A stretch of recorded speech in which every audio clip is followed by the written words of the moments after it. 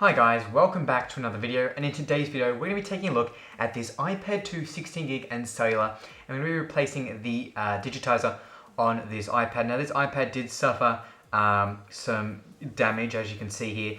This isn't my iPad, but I was given this iPad to fix up. Now what happened was the iPad was sitting on a couch, and then it suffered a knee to the glass and completely shattered it. And they want me to fix it here, so we're going to go ahead and fix this iPad.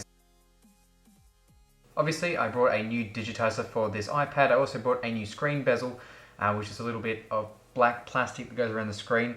That's highly recommended, as they do get quite damaged when you remove them, and it's just easier if you replace them.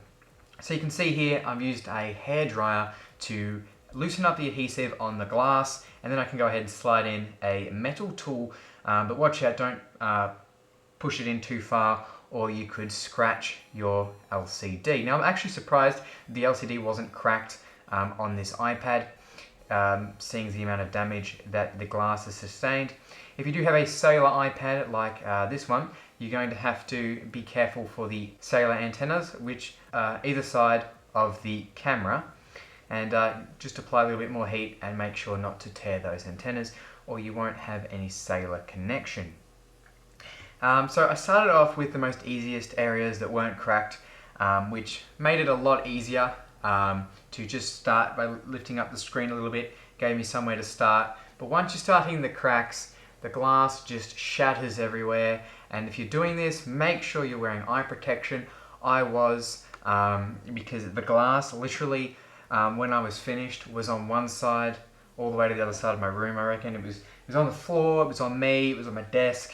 You know, it somehow made it across the room. So it's very, very sharp as well. So you know, if you're worried, maybe wear some gloves or something like that.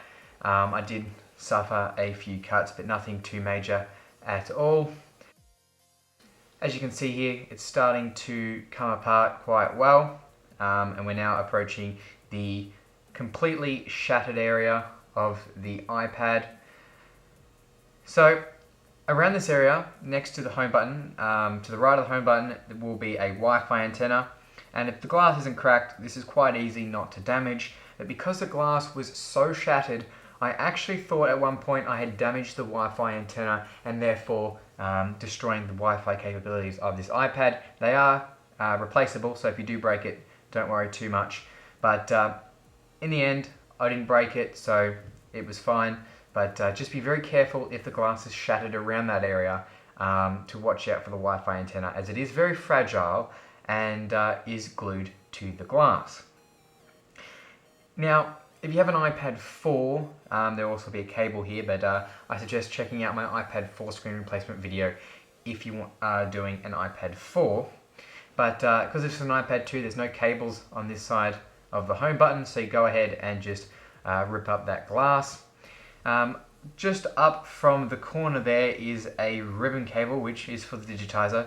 It's not so bad if you break it because you're replacing the screen anyway, but you don't want to accidentally rip it and damage any of the connectors underneath it. So be careful when doing that, and also make sure you heat up and loosen this side. I learnt that because I was a bit lazy one time and I didn't heat up that side, and I lifted up the glass and it just shattered all the way along there and made my job about 10 times harder than it had to be. So make sure you do lift up all the screen and put little picks underneath it just to keep the screen from sticking back down. So when you go to lift it up, it's a lot easier.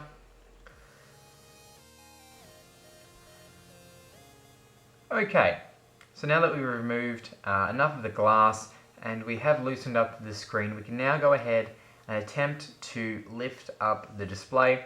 Now you want to open it up towards the ribbon cable, of course, so that's to the left of the iPad, and it should come up no worries and reveal the LCD screen and the inside of the iPad. So I had to remove a little bit more glass so I could access the screws for the LCD panel, and then I went ahead and removed those 4 screws. They're around the perimeter of the screen. And then I could slightly lift out the screen, keeping in mind that there is a ribbon cable which is very easy to damage, and that means you'll ruin your LCD. And all you have to do is ideally remove the LCD because you've got to clean up around the iPad where the old glass is. And once you've removed the screen, you can go ahead and remove the digitizer and get to work on removing all the glass around the edges of the iPad that weren't picked up when you opened up the screen. What you also have to do is transfer your home button and camera bracket over to your new screen. Some do come with the home button and camera bracket, but most don't, so keep that in mind before you glue down your screen. Okay, so once you've cleaned up your iPad, you can go ahead and put down the new plastic bezel around the edge of the screen. The next step is to apply all the adhesive that will hold the screen down and stop it falling off. Now, most of this adhesive you find on eBay isn't anywhere near as strong as the original Apple one, so if you do crack your glass again, it will be easier the second time. But it is strong enough to hold it in, which is the main purpose of this adhesive.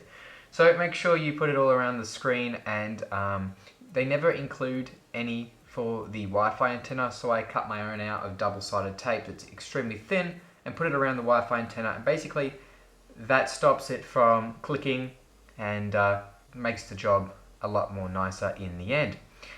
Once you've gone ahead and removed the other side of the adhesive, you can go ahead and clean up the screen, make sure there's no marks or anything on it, and go ahead and put on the new digitizer.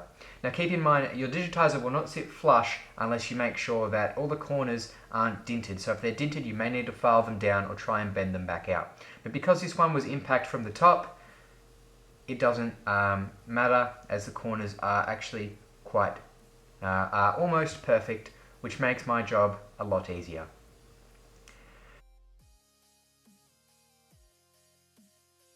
You can see here that it was shattered all the way at the bottom, and you can even see the cracks go all the way up the screen. And now this iPad looks brilliant and looks basically brand new.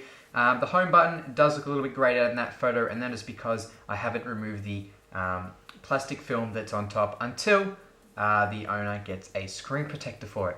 So I hope you guys enjoyed this video, and if you're not already subscribed, go ahead and hit that subscribe button, and I'll catch you guys next time, another one of my great videos.